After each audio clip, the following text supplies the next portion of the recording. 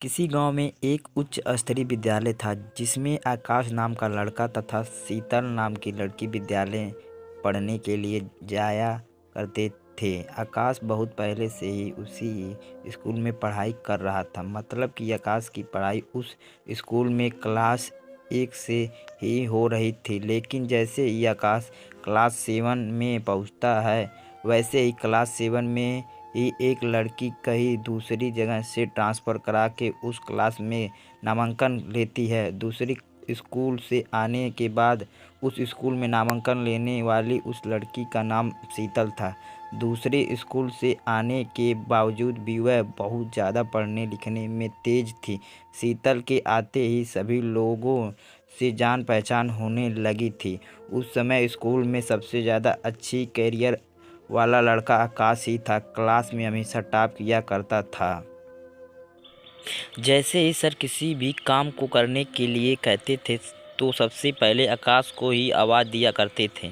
Sir school का कोई भी काम को करने के लिए सबसे पहले आकाश को ही बुलाया करते थे और कोई भी काम के लिए भेजा करते थे। इस कारण से सभी लोग आकाश से अच्छी तरह से बातचीत किया करते थे, क्योंकि क्लास में टॉप होने के बावजूद वह सर से अच्छी पहचान रखता था। जैसे जैसे शीतल उसके बाद में पुरानी होती गई, वैसे वैसे ही उसकी दोस्ती आकाश के साथ होने लगी थी। आकाश आगे की सीट में बैठा करता था और शीतल भी पढ़ने लिखने में काफ़ी ज़्यादा होशियार होने के कारण वह भी आगे बैठा करती थी। अब तो हर समय टीचर क्लास में होते हुए भी दोनों एक दूसरे से बातें किया करते थे पढ़ाई के बारे में।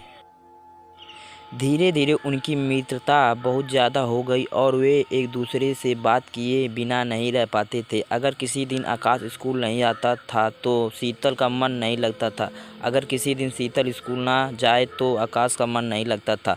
दोनों की दोस्ती होते होते 2 साल लग गए थे और अब शीतल और आकाश क्लास 9 में पहुंच गए थे। दोनों की दोस्ती अब प्यार में बदलने लगी थी। वह दिन दूर नहीं था कि अब वे लोग मैट्रिक में पहुंच जाएंगे, मतलब कि क्लास 10 में पहुंच जाएंगे। ऐसे में अब वे दोनों को बिछड़ने का डर सता रहा था, क्योंकि शीतल का घर कहीं और था और आकाश का घर कहीं और था, जिस कारण से दोनों को यह चिंता सताने लगी थी कि अगर हम लोग मैट्रिक की परीक्षा दे देते हैं, उसके बाद हमें स्कूल तो छोड़ना नहीं पड़ेगा, क्योंकि जिस स्कूल में वह लोग पढ़ाई करते थे वह स्कूल में केवल मैट्रिक तक की ही पढ़ाई होती थी। उसके बावजूद दोनों अब एक दूसरे के बिना उदास रहने लगे थे, क्योंकि उन्हें यह जानकारी मिल गई थी कि अब 2 से 3 महीने पढ़ाई करने के बाद अब तो हम सभी को घर में ही पढ़ाई करनी पड़ेगी, क्योंकि मैट्रिक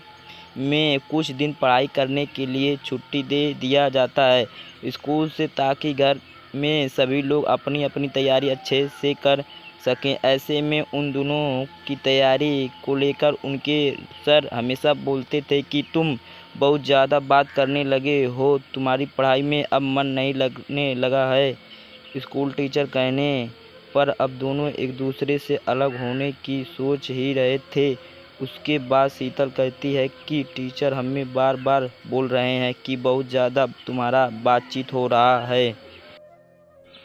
अगर इसी तरह से चलता रहा तो आगे मैट्रिक का रिजल्ट तुम दोनों का ख़राब हो जाएगा। उसके बाद आकाश कहता है कि हमें कुछ दिनों के लिए अलग रहना होगा बिना बातचीत किए, जब तक मैट्रिक एग्ज़ाम ना हो जाए। दोनों लोग अपने अपने मन को समझाकर यह फैसला कर लिया कि अब से हम दोनों एक दूसरे से बात नहीं करेंगे, ना ही मिलेंगे। अब दोनों लोग साथ स्कूल के सभी छात्र छात्राएँ स्कूल से छुट्टी हो गया था। सभी लोग अब घर में अपनी मैट्रिक परीक्षा की तैयारी कर रहे थे।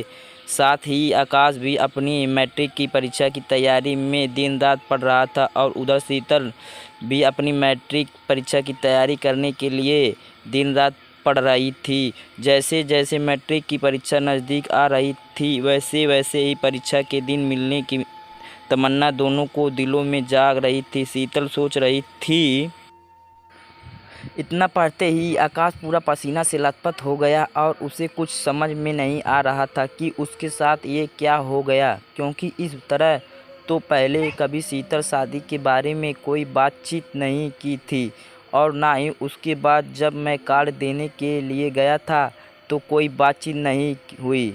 आकाश के पैरों तले ज़मीन खिसक गई क्योंकि जिस बात का उसे ज़रा भी अंदाज़ नहीं था वही बात उसके साथ हो गई थी।